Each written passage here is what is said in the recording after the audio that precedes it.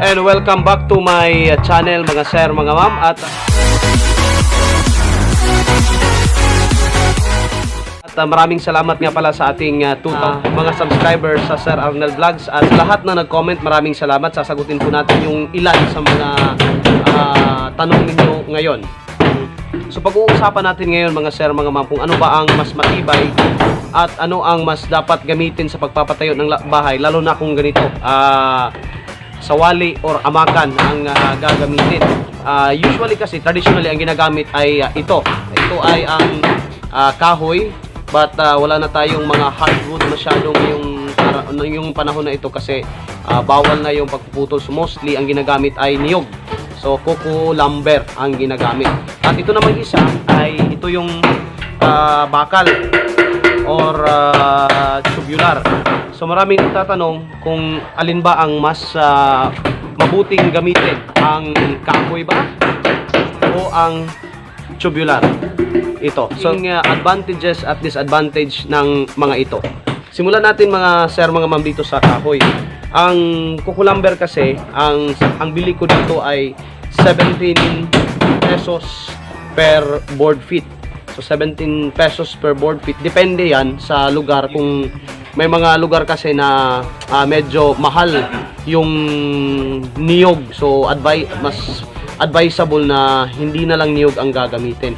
Now, dito kasi, ang advantage ng niyog, of course, no, this is indigent material at saka natural.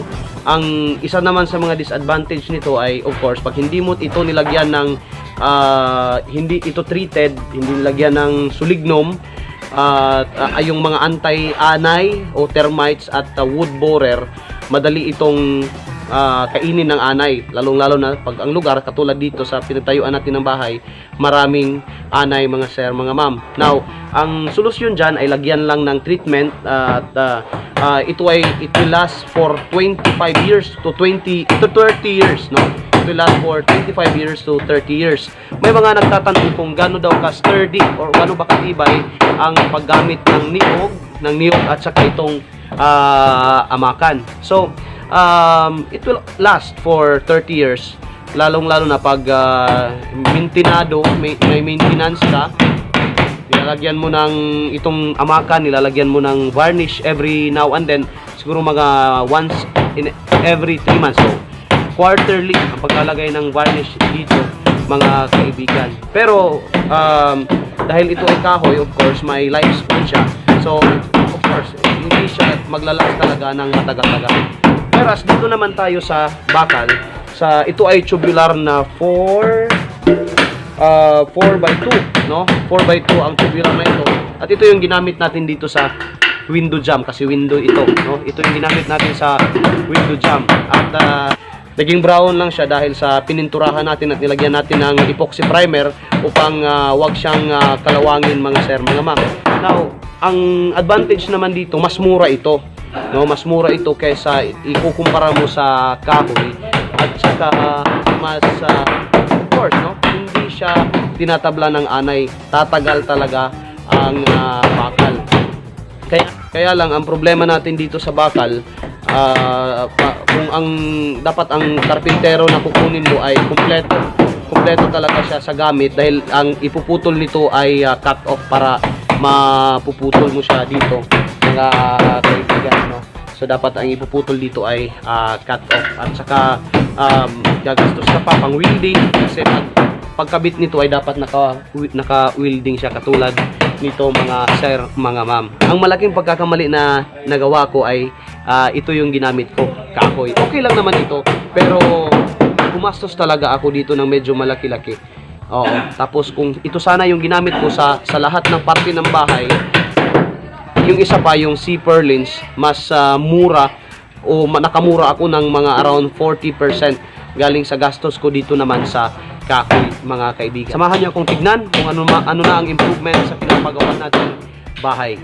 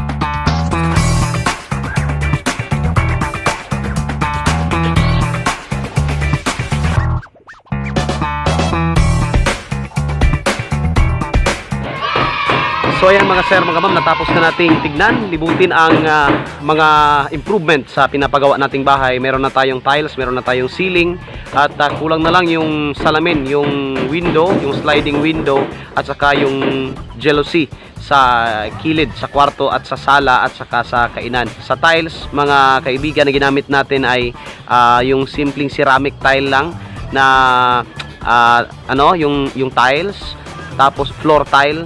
Tapos ang tip ko lang sa mga magpapatayo ng bahay at bumibili ng material, huwag agad kayong mag-go, huwag agad kayong mag-yes pag sinabing ganito yung presyo, pag sinabing ganyan 60 for example, kasi yung binili ko is 40 by 40 na floor tile. Ang ginawa ko, syempre because bibili ako ng maramihan, so dapat marunong kang tumawad, no? Dapat alam mo rin paano tumawad, no, sa mga nasa tindahan, kasi makakales ka talaga pag merunong kang tumiskarte sa Tapos naman sa mga kaibigan natin na mga nagtatanong kung gaano ba ka-sturdy ang sawali or amakan, sasagutin lang natin yung mga common questions sa vlog natin mga kaibigan.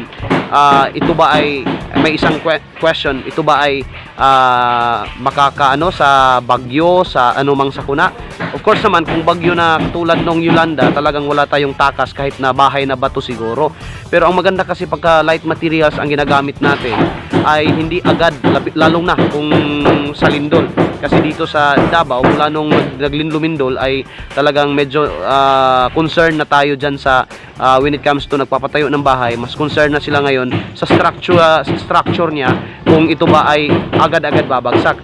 Pag ginamit mo ay light materials, hindi agad-agad na ito ay babagsak, lalong-lalo na kung kahoy, dahil hindi agad natatanggal yung pako doon sa kahoy to kahoy. Whereas doon sa semento, pag hindi maganda yung pagkagawa doon sa mga trusses niya sa ibabaw, talagang delikado yun, babagsak yun mga kaibigan. Sa mga nagtatanong naman kung saan mabibili ang sawali, tingnan nyo lang sa inyo, no? Kasi dito sa Davao, pwede mo siyang bilhin sa mga nagbibenta ng mga coco lumber.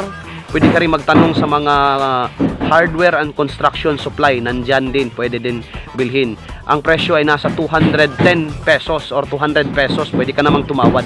Pwede ka rin, kung may kakilala ka, pwede mong directly angkatin o bilhin dun sa tagagawa sa bukid yon. Pero yun, ikaw na ang kukuha mula dun sa kanila at dadalhin doon sa inyo mga kaibigan. So maraming salamat sa mga tumatangkilik at sa mga nag-subscribe sa channel natin, at rest assured na tayo ay magbibigay pa ng mga tips, no, tungkol sa pagpapatayo ng bahay. Again, disclaimer lang, ang akin pong ibinabahagi ay base po sa experience ko dito sa pagpapatayo ko ng aking sariling bahay.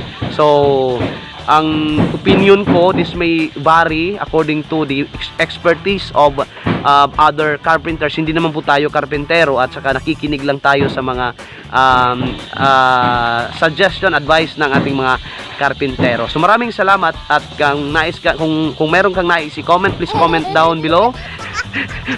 Please comment down below at click mo na rin yung subscribe. Kung hindi ka pa nakapag-subscribe, please subscribe our channel and click mo na rin yung notification bell para maging updated ka sa lahat ng mga i-upload natin na mga video. Maraming salamat talaga, at hanggang sa muli, hanggang sa next video. Maraming salamat and bye-bye.